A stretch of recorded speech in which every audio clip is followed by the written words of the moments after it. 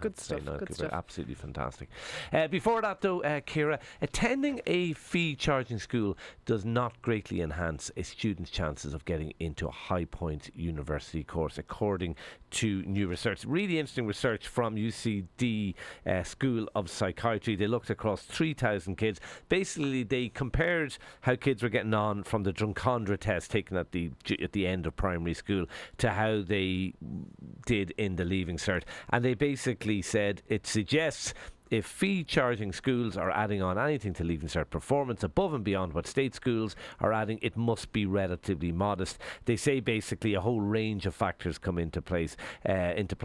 Students from affluent and well-educated backgrounds are already benefiting from extra resources at home, such as a better diet, wider leisure possibilities, and other supports. Yeah, it's really interesting, but they're basically saying kids do well in the Leaving Cert depending on their own abilities. It's their abilities that cause them to perform, and it's not their and the supports that are and there. it's not their school, and that's very interesting, because it begs the question then why do people pay to go to private school? And it could be 6, 7, 8, 9 grand or more, I suppose, I don't know, to go. And why do people do it? And I suspect there is a myriad of reasons. I suspect that many of the parents stretch themselves to do it and send their kids because they believe that they're giving them some kind of a leg up or the best chance in life, and I'm using kind of inverted comma fingers.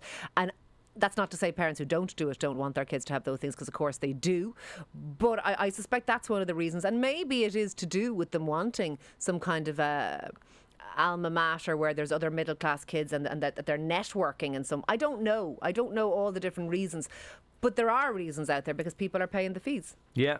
Look, I mean, we've spoken about this on the show before. I personally, and it is a personal choice, and I respect the fact that lots of people disagree or have different views. Personally, I wanted my kids to go to a state school. I like the idea of kids. It's the way I was educated, kids from all different backgrounds going into school. I think it's better to have a social mix.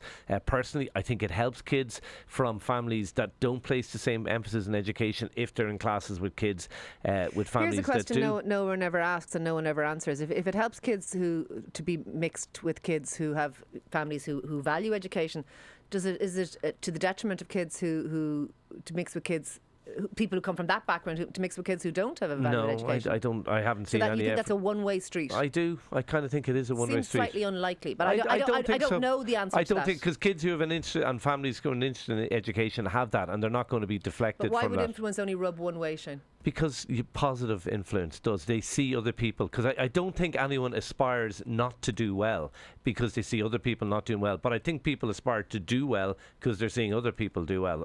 I think it's pretty straightforward. Look, but I understand, like, I've made this point before, and I've had friends, I've loads of friends who send their kids to private schools. They've made the point to me, there aren't a lot of options in their area, so there's a whole load of reasons why people send their kids to private schools, and like, absolutely accept that. Lots of people getting in touch this morning on this, Ciara. Yeah, Anne says, good morning. I'd never have considered private education for my kids, and I was delighted when my first child got placed in our local co-ed state